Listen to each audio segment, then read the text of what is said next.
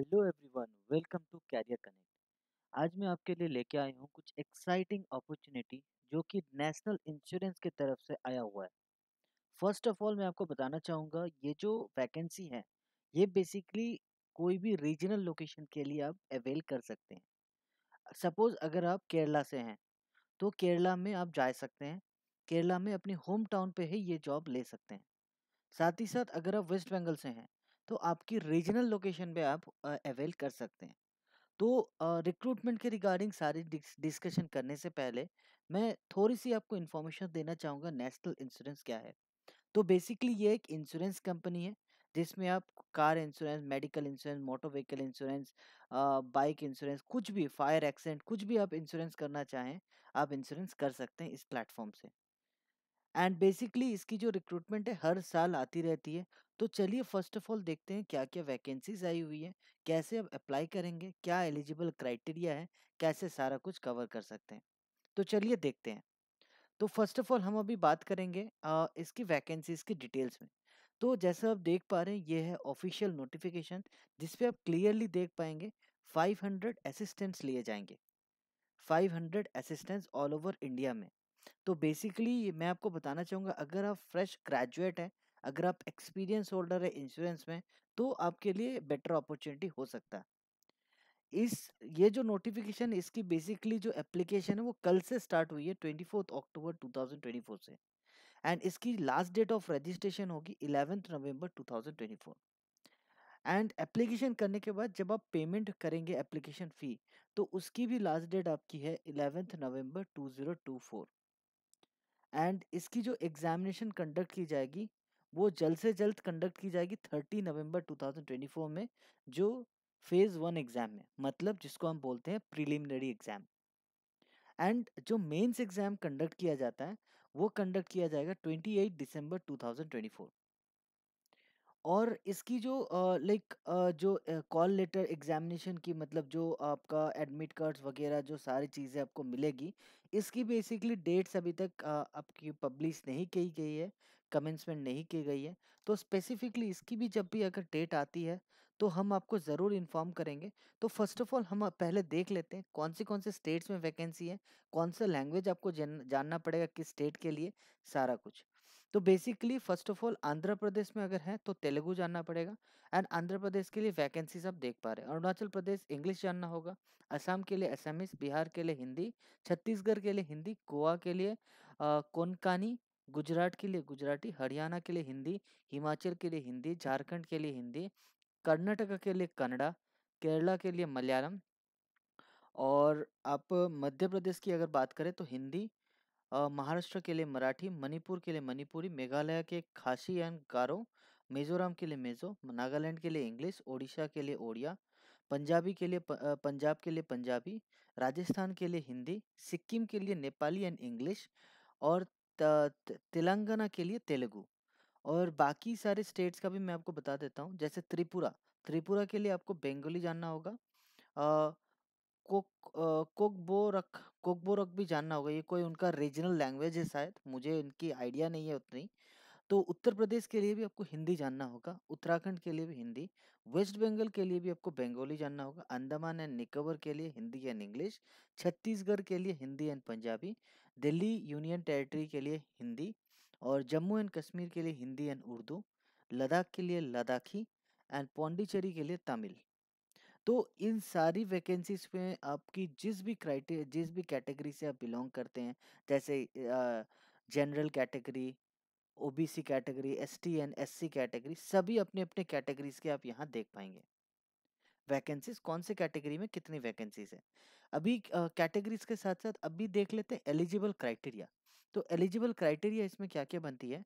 अगर आप citizen of India हैं, अगर आप नेपाली हैं, नेपाल से बिलोंग करते हैं, अगर आप भूटान से बिलोंग करते हैं, तिब्बतियन है, जो बिफोर 1 जनवरी 1962 के आए हुए हैं, वो अप्लाई कर सकते हैं। ठीक है। या अगर कोई माइग्रेटर है जैसे पाकिस्तान, बर्मा, श्रीलंका, कोई भी ये सब जो बताया गया ये कंट्रीज से हैं तो वो अप्लाई कर सकते हैं। और साथ ही साथ अगर आप एज लिमिट की बात करें तो मिनिमम इन्होंने एज लिमिट रखा है, वो रखा है 21, और मैक्सिमम एज लिमिट रखा है 30। और ये जो एज लिमिट है ये बेसिकली इन्होंने लाइक ये मेंशन कर दिया, बट अगर आप कोई रिलैक्सेशन लेना चाहते हैं तो अकॉर्डिंग टू लाइक इनका नोटिफिकेशन आपको रिलैक्सेशन गिवन हुए हैं। लाइक जैसे एससी एंड एसटी के लिए 5 साल, ओबीसी के लिए 3 साल। अगर आप लाइक डिजेबिलिटी लाइक डिजेबिलिटी है, पर्सन लाइक एबल्ड है, लाइक फिजिकली एबल्ड है, तो उनके लिए 10 साल। एक्स सर्विसमैन है तो उनके लिए 3 साल। और लाइक बट 3 साल, बट उनका मैक्सिमम एज लिमिट होना चाहिए 45। अगर आप 45 प्लस हो चुके हैं तो नहीं कर सकते हैं आप अप्लाई। तो अगर आप विडो हैं, डाइवोर्स्ड वुमेन है, and women legally separated, husband and wife separately रहते हैं, और कोई भी अगर विदाउट मैरिड है वो भी अप्लाई कर सकते हैं। एज लिमिट यहाँ मेंशन की गई है। Existing employ of the company, मतलब कोई एम्प्लॉय है कंपनी का जो लाइक प्रमोशनल के लिए अप्लाई करना चाहता है, उनके लिए 5 साल दिया गया है। अभी चलिए देखते हैं कि बाकी एजुकेशन क्वालिफिकेशन में यहाँ क्या मांगा गया है। तो एजुकेशन क्वालिफिकेशन में जस्ट सिंपल सी आपको ग्रेजुएट होना पड़ेगा। अगर आप सिंपल ग्रेजुएट हैं तो आप इजीली अप्लाई कर सकते हैं, कोई कुछ नहीं कर सकता। और साथ ही साथ इसमें एक और चीज़ मैंडेटरी है आपका। अगर आप कोई भी स्टेट से बिलोंग करते हैं, वहाँ की regional language reading, writing and speaking आना चाहिए आपको, कोई भी स्टेट से हैं। जैसे आप केरला से हैं तो मलयालम आपको पढ़ना आना चाहिए, लिखना आना चाहिए, और बोलना आना चाहिए। ठीक है। और साथ ही साथ रीजनल लैंग्वेज में प्रॉपर रीजनल लैंग्वेज और रीजनल लोकेशंस में प्रॉपर फैमिलियर होना चाहिए कैंडिडेट को। इसमें आपका रीजनल लैंग्वेज टेस्ट भी कंडक्ट किया जाएगा। अ, इसमें अगर आप लाइक क्वालिफाई करते हैं तो ही आगे फॉरवर्ड किया जाएगा। ऑन टेस्ट तो होगा ही, बट रीजनल लैंग्वेज टेस्ट भी होगा इसमें। और साथ ही साथ इसमें आगे का देखते हैं आगे और क्या क्या गाइडेंस दी गई है। तो ये बहुत सारी लंबी पीडीएफ दी गई है, करीब करीब 33 पेजेस की। पूरी पेज तो मैं आपको पढ़ के नहीं बताऊंगा, बट ये पेज की लिंक मैं आपको ज़रूर दे दूंगा डिस्क्रिप्शन में, तो आप एक बार गो थ्रू कर सकते हैं। और फर्स्ट ऑफ ऑल हम देख लेते हैं इसमें एप्लीकेशन की जो लाइक प्रॉपर एग्जामिनेशन की जो पैटर्न है वो कैसी होगी। तो अगर आप प्रिलिमिनरी की बात करें तो प्रिलिमिनरी में 100 मार्क्स का क्वेश्चन होगा। 3 सेक्शन रहेंगे। 3 सेक्शन में क्या क्या रहेगा, कितनी मार्क्स की क्वेश्चन होगी, सब कुछ हम एक बार देख लेते हैं। तो अगर आप प्रिलिमिनरी की बात करें, प्रिलिमिनरी में रहेगा 3 section. English language, reasoning ability, quantitative aptitude, सारा ऑब्जेक्टिव रहेगा। इंग्लिश में आपका 30 क्वेश्चंस मिलेगा, 30 मार्क्स का। रीजनिंग में 35 क्वेश्चंस रहेगा, 35 मार्क्स का। क्वांटिटेटिव एप्टीट्यूड में 35 क्वेश्चंस रहेगा, 35 मार्क्स का। और एक बहुत ज़रूरी बात मेंशन लाइक सुन लीजिएगा, इसमें सिर्फ और सिर्फ हर एक सेक्शन के लिए 20 मिनट का टाइम आपको मिलेगा। 20 मिनट के जैसे सपोज 19 पॉइंट आपका 55 हो गया है, ठीक है। तो 20 मिनट जैसे होगा आपका इंग्लिश लैंग्वेज आपका क्लोज हो जाएगा ऑटोमेटिकली। आपको क्लोज नहीं करना पड़ेगा। आप अगर जल्दी कर लेते हैं वो अच्छी बात है, बट 20 मिनट से ज़्यादा आपको नहीं मिलेगा। ओवरऑल सारे सेक्शंस के लिए 20-20 मिनट मिलेगा। एंड साथ ही साथ ओवरऑल 60 मिनट का टाइम मिलेगा आपको। English language proper English version में रहेगा। Reasoning and quantitative aptitude English and Hindi में मिलेगा आपको। एंड अभी देखते हैं मेंस में। तो मेंस में बेसिकली क्या क्या रहेंगे। मेंस में आपका रहेगा 200 मार्क्स का क्वेश्चन रहेगा। 128 मिनट्स का आपको प्रॉपर आपको टाइम मिलेगा, ठीक है। तो देख लेते हैं। रीजनिंग की टेस्ट होगी 40 मार्क्स का, ऑब्जेक्टिव रहेगा 40 क्वेश्चंस रहेगा। इंग्लिश का भी ऑब्जेक्टिव रहेगा 40 questions 40 marks. Numerical ability 40 questions 40 marks. General awareness 40 questions 40 marks. और साथ ही साथ आपका कंप्यूटर नॉलेज भी यहाँ देखा जाएगा, जो ऑब्जेक्टिव होगी 40 क्वेश्चंस रहेगा एंड 40 मार्क्स का। तो ओवरऑल 200 क्वेश्चंस की रहेगी, 200 मार्क्स आपका दिया जाएगा। और सबसे मेन चीज़ आप लाइक रिमेंबर ज़रूर कीजिएगा ये, कि हर एक नेगेटिव क्वेश्चंस में भी नेगेटिव मार्किंग रहेगी।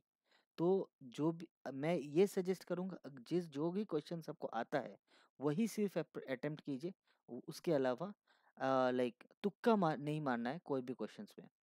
तो इसके अलावा अगर आप टाइमिंग की बात करें तो रीजनिंग में 30 मिनट मिलेगी, इंग्लिश में 30 मिनट मिलेगी, न्यूमेरिकल में 30 मिनट मिलेगी, जनरल अवेयरनेस में 15 मिनट, कंप्यूटर नॉलेज में 15 मिनट। तो ओवरऑल 120 मिनट टाइम मिलेगा, मतलब 2 घंटे का टाइम मिलेगा आपको। और एग्जाम में अपियर करने के लिए, एग्जामिनेशन में अपियर करने के लिए कॉल लेटर जो आपको दिया जाएगा उसकी वैलिड कॉल लेटर आपको डाउनलोडेड प्रिंट आउट आपको रखना होगा। फोटो आईडी प्रूफ, जैसे आपकी like PAN card, Aadhaar card, voter card, driving licence, ये सारी चीज़ आपको मैंडेटरीली रखनी रहेगी। और जैसे ration card and learner driving licence ये वैलिड नहीं होता है, तो कोई ये सारी चीज़ नहीं लेके जाए, ठीक है। और इसके साथ साथ आपको कुछ और चीज़ें मैं बता देता हूँ, जैसे इसमें रिपोर्टिंग टाइम आपका 1 घंटा पहले है, तो 1 घंटे पहले आपको रिपोर्टिंग करना होगा। बायोमेट्रिक डेटा आपका कलेक्शन किया जाएगा एंड आपके प्रॉपर आइडेंटिटी वेरीफाई किया जाएगा एंड देन ही आपको एंटर करने देंगे वो। रीजनल लैंग्वेज टेस्ट में मेंस जब एग्ज़ाम आप कर लेंगे उसके बाद आपका रीजनल लैंग्वेज टेस्ट आपका हो जाएगा, अगर आप मेंस क्वालिफाई करते हैं रीजनल लैंग्वेज में। मेंस इसमें एक और चीज़ मैं ऐड कर देता हूँ, मेंस एग्ज़ाम जब आप देंगे most probably mains exam regional language में भी हो सकता है। तो लैंग्वेज प्रोफिशिएंसी टेस्ट जो है वो in the mean time cover किया जा रहा है, ये याद रखें ज़रूर। लैंग्वेज प्रोफिशिएंसी टेस्ट जो कि हर एक बैंकिंग एग्जाम में भी क्लर्क के पोजीशन के लिए अप्लाई किया जाता है, तब ये लैंग्वेज प्रोफिशिएंसी टेस्ट लिया जाता है। तो यहाँ भी आपका लैंग्वेज रीजनल लैंग्वेज चेक किया जाएगा।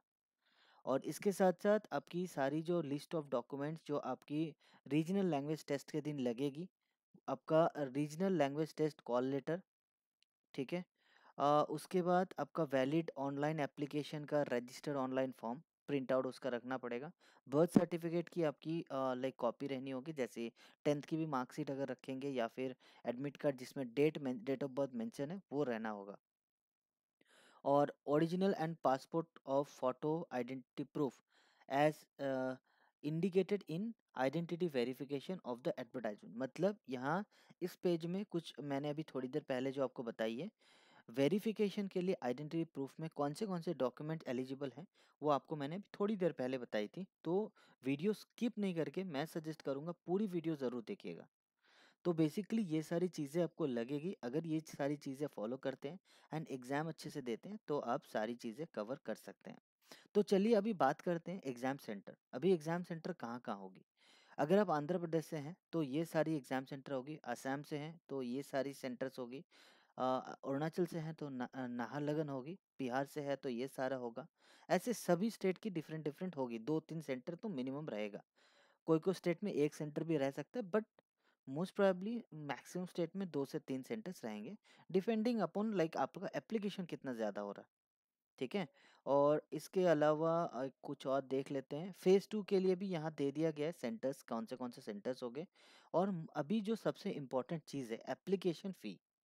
तो इसमें अगर आप एससी से बिलोंग करते हैं, एसटी से बिलोंग करते हैं, पीडब्ल्यूडी से बिलोंग करते हैं या एक्स सर्विसमैन है, तो आपकी सिर्फ और सिर्फ एप्लीकेशन फ़ी लगेगी 100।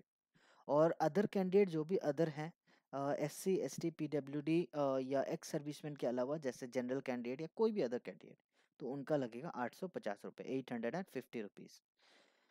तो एप्लीकेशन कीजिए एंड ज़रूर अपना वैकेंसी फिल कीजिए, अगर आप एलिजिबल हैं तो ज़रूर आपको दिया जाएगा। और एप्लीकेशन करने के टाइम आपको लगेगा क्या क्या, ये एक बार बात कर लेते हैं। एप्लीकेशन करने के टाइम में आपको ओटीआर रजिस्टर करना पड़ेगा। ओटीआर का मतलब है one time registration. One time registration करने के बाद आपका पूरा फुल डिटेल्स आपका एंटर किया करना होगा आपको। साथ ही साथ एप्लीकेशन फ़ी पे करना होगा, scan and upload document of photograph and signature and left thumb impression. और साथ ही साथ एक हैंड रिटन डिक्लेरेशन भी आपको देना होगा। इसके साथ साथ कुछ और चीज़ें हैं, जैसे फ़ोटो का साइज़ आपका ये गिवन साइज़ रहना पड़ेगा, अदरवाइज़ अपलोड नहीं होगा। सिग्नेचर जो है आपका वाइट पेपर में होना चाहिए, ब्लैक इंक पेन से, ब्लू पेन से नहीं होना चाहिए, ठीक है। और साथ ही साथ लेफ्ट थंब इम्प्रेशन आपका वाइट पेपर में ब्लैक और ब्लू इंक से, कोई भी इंक से करेंगे तो भी चलेगा। सिग्नेचर अगर आप कहीं कर रहे हैं तो सिग्नेचर कैपिटल लेटर में नहीं होना चाहिए। और डिक्लेरेशन अगर आप जो लिखेंगे आप, वो आपको यही डिक्लेरेशन लिखना है जो यहाँ प्रोवाइड किया गया है। अपने से कुछ भी डिक्लेरेशन नहीं लिखना है। अगर आप अपने से लिखते हैं तो डिस्क्वालीफाई कर दिए जाएंगे, कैंडिडेचर डिस्क्वालीफाई कर दिया जाएगा। और एप्लीकेशन प्रोसेस का है जो ये लिंक के थ्रू करना है, बट मैं आपको दिखाऊंगा अभी कैसे करना है, सारा प्रोसेस हम देखेंगे, जानेंगे एंड देन कंप्लीट करेंगे। तो ये पीडीएफ का ये लिंक प्रॉपर मैं आपको डिस्क्रिप्शन में दे दूंगा, आप गो थ्रू कर सकते हैं। बट पहले चलिए देख लेते हैं एक बार ऑफिशियल वेबसाइट में कहाँ आपको मिलेगी ये एप्लीकेशन लिंक। तो जस्ट आपको ये एनआईसीएल की ऑफिशियल वेबसाइट में आनी है, रिक्रूटमेंट सेक्शन में जानी है। रिक्रूटमेंट सेक्शन में जाने के बाद यहाँ आपको कुछ वैकेंसीज आपको देखने को मिलेगी, जैसे 500 असिस्टेंट की, एडमिनिस्ट्रेटिव ऑफिसर्स की, और भी कुछ वैकेंसीज आई हुई है। तो जितनी भी वैकेंसीज रहेगी सारी यहाँ दिखेगी आपको। अभी हम जिस वैकेंसी की बात कर रहे हैं ये है रिक्रूटमेंट फॉर 500 असिस्टेंट्स। यहाँ आप नोटिफिकेशन यहाँ से भी देख सकते हैं, बट यहाँ इस जगह पे जैसे क्लिक करेंगे click here to apply online, तो आपका एप्लीकेशन चालू हो जाएगा। तो एप्लीकेशन यहाँ वन टाइम, अगर आप न्यू टाइम रजिस्ट्रेशन कर रहे हैं तो click here for new registration यहाँ क्लिक करेंगे, ये आपका हो जाएगा OTR, वन टाइम रजिस्ट्रेशन। अगर इन फ्यूचर अगर आप NICL में अप्लाई करते हैं तो आपको और रजिस्टर नहीं करना है, इसी से ही कंटिन्यू कर सकते हैं। जैसे आप इससे रजिस्टर कर लेंगे आपको ID पासवर्ड मिल जाएगा, उससे आप लॉगिन करेंगे। लॉगिन करने के बाद मैं आपको दिखा देता हूँ।